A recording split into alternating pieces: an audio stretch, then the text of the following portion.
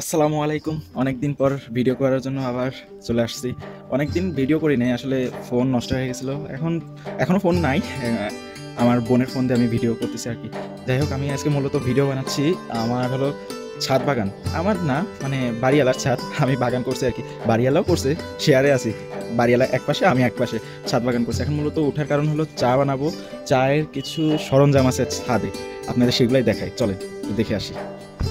এটা হলো আমাদের ছাদের এন্ট্রি গেট। এখান থেকে আমরা আসলে মূলত ছাদে উঠি। ছাদে হলো জামা কাপড় নেড়ে দেওয়া হয়েছে। এই যে এই সাইডটা মূলত আমার ছাদ বাগান আমি বলে থাকি। খুবই ছোট্ট ছাদ বাগান। আসলে ভাড়া থাকি, তো ভাড়া থাকা অবস্থায় মনে করেন যে বাসা চেঞ্জ করতে হয় অনেক সময়, তখন বেশি গাছ থাকলে আবার চেঞ্জ করার সময় অনেক ঝামেলা হয়ে যায়।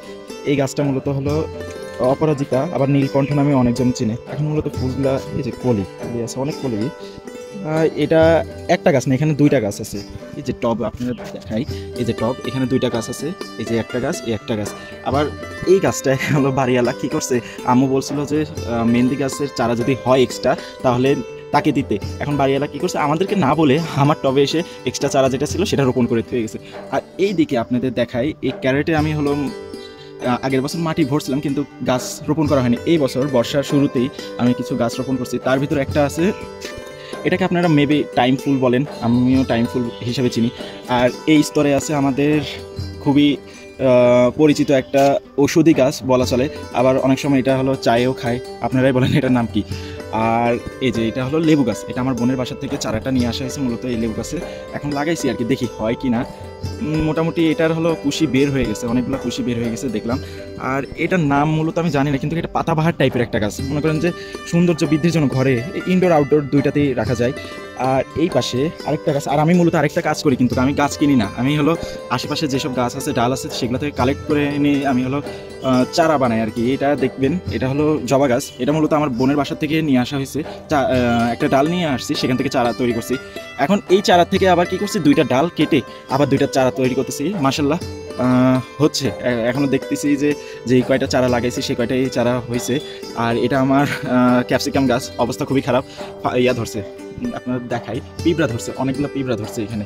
এটা সার দেবো দেবো করে আর দেওয়া হয় না, কিন্তু গাছটার অবস্থা খুবই খারাপ হয়ে গেছে। অনেক ক্যাপসিকাম খাইছি এখান থেকে। আর এই পাশে একটা গাছ দেখাই, এটা একদম ছোট্ট গাছ। এটা আমি মূলত মাইজ দিতে হলো রোড ডিভাইডার আছে, ওইখানে অনেকগুলো গাছ আছে ফুলের। সেইখান থেকে আমি একটা গাছের ডাল ভাঙা দেখছিলাম, ফুলের গাছ। এটা মেবি আমি নামটা বলতে পারছি না, আপনাদের কারো যদি জানা থাকে নামটা অবশ্যই কমেন্ট বক্সে লিখবেন, জানাবেন আমাকে। এই চারাটা, মানে চারা না, ডালটা নিয়ে আসি, ভাঙা ডালটা নিয়ে এসে এখানে রোপণ করি। মাশাআল্লাহ, আল্লাহ দিলে এই গাছটাও হয়ে গেছে। এটা আমি পরবর্তীতে এখান থেকে তুলে এই এই যে দেখেন আমার বাড়িওয়ালা, সেও ক্যারেট অনেকগুলো প্রস্তুত করছে, সেইগুলোতে হলো গাছ লাগাবে মেবি।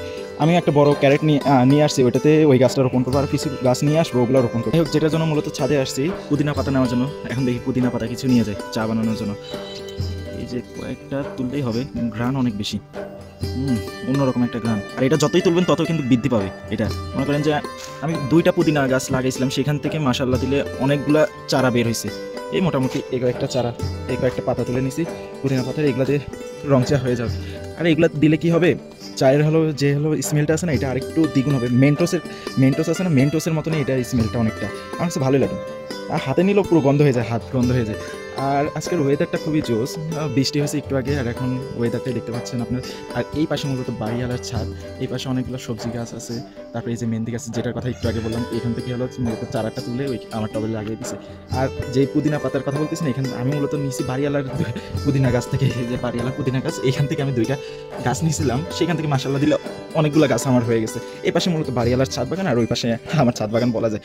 ঠিক আছে, আল্লাহ হাফেজ। আবার যদি বেঁচে থাকি আবার নতুন কোনো একটা ভিডিও নিয়ে আসবো ইনশাল্লাহ।